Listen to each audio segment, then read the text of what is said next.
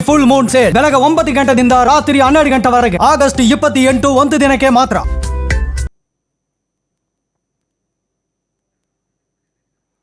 ಮತ್ತಷ್ಟು ಮಾಹಿತಿ ನಮ್ಮ ಪ್ರತಿನಿಧಿ ಸಂತೋಷ್ ನೀಡ್ತಾರೆ. ಸಂತೋಷ್, ಈಗ ಇಬ್ಬರು ಸಿಲುಕಿ ಹಾಕಿಕೊಂಡಿದ್ದಾರೆ. ಈ ಜಾಲ ವಿಸ್ತರಣೆ ಯಾಕಂತ ಹೇಳಿದ್ರೆ ಬೇರೆ ಬೇರೆ ರಾಜ್ಯಗಳ ಬೇರೆ ಬೇರೆ ದೇಶಗಳ ಜೊತೆ ವ್ಯವಹಾರ ಮಾಡಿದ್ರು ಅಂದರೆ ಈ ಜಾಲ ಅತಿ ದೊಡ್ಡದಾಗಿರಬೇಕು ಅನ್ನುವ ಶಂಕೆ ಇದೆ. ಸೊ ಪೊಲೀಸರ ತನಿಖೆ ಹೇಗೆ ಸಾಗ್ತಾ ಇದೆ?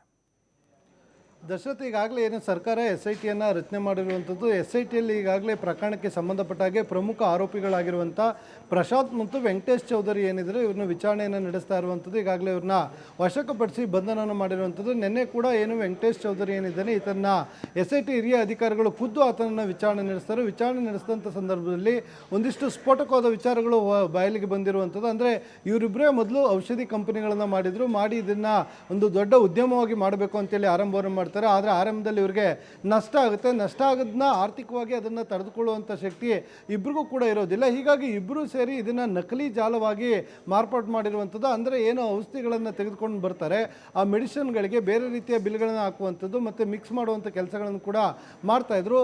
ಏನು ವೆಂಕಟೇಶ್ ಚೌಧರಿ ಏನಿದ್ದಾನೆ ಈತ ಬೇರೆ ಕಡೆಯಿಂದ ಹೊರ ರಾಜ್ಯ ಇರ್ಬೋದು, ಹೊರ ದೇಶಗಳಿಂದ ಮೆಡಿಸಿನ್ಗಳನ್ನು ಖರೀದಿ ಮಾಡುವಂಥದ್ದು, ಅದನ್ನು ತಂದು ಪ್ರಶಾಂತ್ ಕೈ ಕೊಡುವಂಥದ್ದು. ಅದಕ್ಕಾಗಿ ಅದನ್ನು ಶೇಖರಣೆ ಮಾಡಿ ಇಡಲಿಕ್ಕೆ ಒಂದು ತೋಟದಲ್ಲಿ ಒಂದು ಮನೆಯನ್ನು ಕೂಡ ಖರೀದಿಯನ್ನು ಮಾಡಿದ್ರು. ಆ ಮನೆಯಲ್ಲಿ ಎಲ್ಲವನ್ನೂ ಶೇಖರಣೆ ಮಾಡಿಟ್ಟು ಅಲ್ಲಿ ನಕಲಿ ಲೇಬಲ್ಗಳನ್ನ ಅಂಟಿಸುವಂಥದ್ದು ಮತ್ತು ಅದನ್ನು ಪ್ರಶಾಂತ್ ಮುಖಾಂತರ ಎಲ್ಲ ಕಡೆ ಡಿಸ್ಟ್ರಿಬ್ಯೂಟ್ ಮಾಡುವಂಥ ಕೆಲಸಗಳನ್ನು ಕೂಡ ಮಾಡ್ತಾಯಿದ್ರು. ಹೊರಗಡೆ ಯಾರಾದರೂ ಕೇಳಿದ್ರು ಕೂಡ ಮೆಡಿಕಲ್ ರೆಪ್ ಅಂತೇಳಿ ಇವರ ಪ್ರೊಫೆಷನನ್ನು ಕೂಡ ಹೇಳ್ಕೊಂಡಿದ್ರು. ಸೊ SIT ಅಧಿಕಾರಿಗಳು ಇಬ್ಬರ ಬಂಧನದ ಬಳಿಕ ಯಾವ ಯಾವ ಆಸ್ಪತ್ರೆಗಳಿಗೆ ಇವರು ಕೊಟ್ಟಿದ್ದಾರೆ, ಯಾವ ಯಾವ ಮೆಡಿಕಲ್ಗಳಿಗೆ ಇವರು ಔಷಧಿಗಳನ್ನು ಸಪ್ಲೈನ ಮಾಡಿದ್ದಾರೆ, ಎಷ್ಟು ವರ್ಷದಿಂದ ಮಾಡ್ತಾಯಿದ್ದಾರೆ, ಈ ಎಲ್ಲ ಮಾಹಿತಿಗಳನ್ನು ಈಗಾಗಲೇ SIT ಅಧಿಕಾರಿಗಳು ತನಿಖೆಯಲ್ಲೂ ಕೂಡ ಗೊತ್ತಾಗಿರುವಂಥದ್ದು. ಒಂದು ಕಡೆ ಇವರು ಕಂಪನಿಯನ್ನು ಮಾಡಿ ಇದರಿಂದ ಆರ್ಥಿಕವಾಗಿ ನಷ್ಟಕ್ಕೊಳಗಾಗಿ ಅದನ್ನು ನಕಲಿ ಔಷಧಿ ಮಾರಾಟವನ್ನು ಮಾಡೋ ಮುಖಾಂತರ ಆ ನಷ್ಟವನ್ನು ತುಂಬಿಸ್ಕೊಳ್ಳೋಕ್ಕೆ ಮುಂದಾಗಿರುವಂಥದ್ದು.